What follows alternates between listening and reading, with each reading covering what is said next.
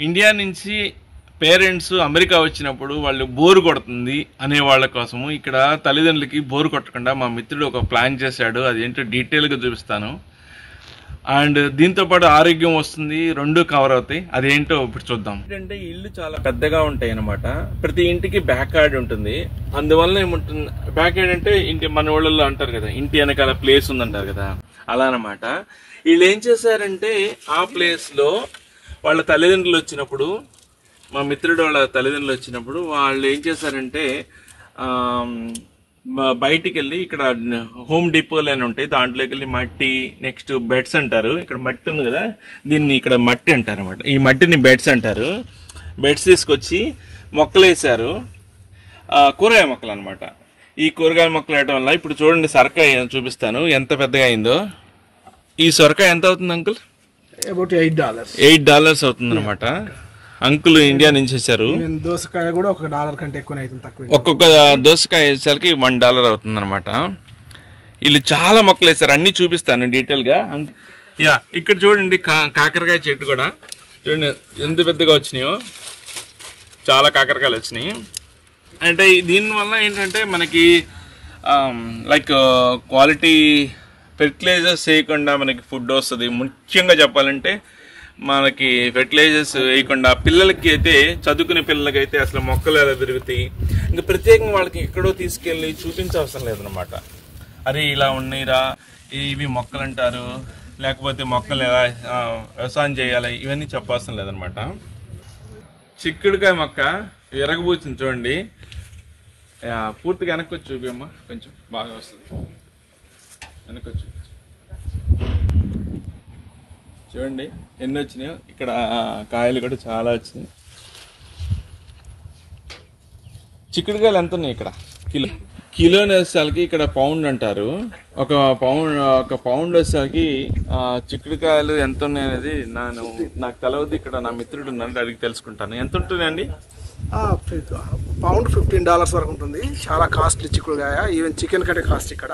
అవునా? చికెన్ కంటే కాస్ట్ ఇక్కడ. సో ఇవి బెండకాయలు అయితే ముదిరిని కింద చూడండి ఎలా వేసారు. ఫస్ట్ వీటికి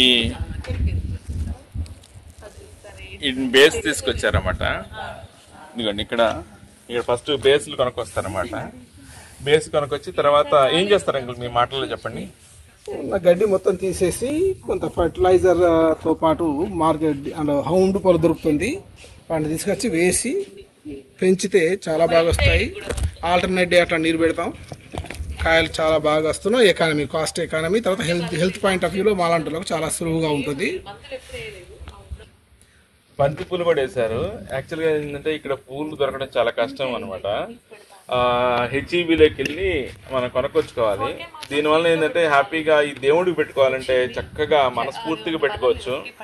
ఎందుకంటే మనము డాలర్లో కొని ఒక అంటే $15 లేనిది మనకి బొకే రాదనమాట.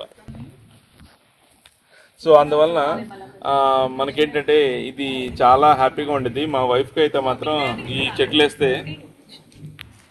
సో బహుశా ఎవరైనా పూజలు చేసుకునే వాళ్ళు కూడా ఈ మొక్కలు ఇలా వేసుకుంటే దేవుడికి పెట్టుకునేప్పుడు దేవుడు అంటున్నా అదే తృప్తి వస్తుందండి మనసుకి. ఏదైనా భగవంతుడికి మనం ఒక ఫ్లవర్ పెట్టినా మనకి వచ్చే ఆనందం వేరు.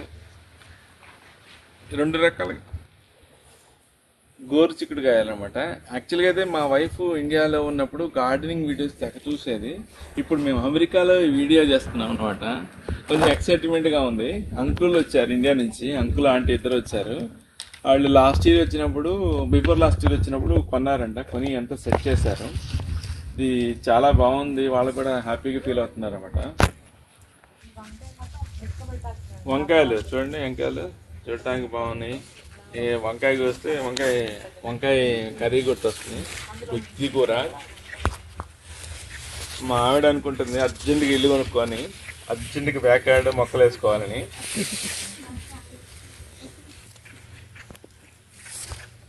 Okay, chillies. ఇది గోంగూర. చాలా గోంగూర చాలా బాగుంది. ఒకసారి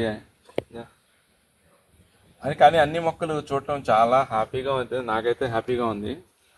ముందర ఏంటంటే మనము ఇవన్నీ చేస్తా ఉంటే మనకు ఒక అలవాటు అయింది, మన పిల్లలకి తెలుస్తాయి.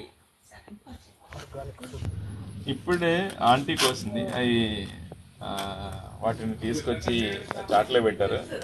మన సాంప్రదాయం బాగుండా చాట్లో పెట్టారు.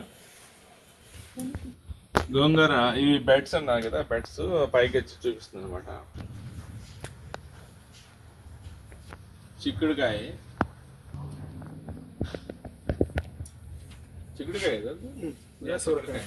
సొరకాయ, చిక్కుడుకాయలు,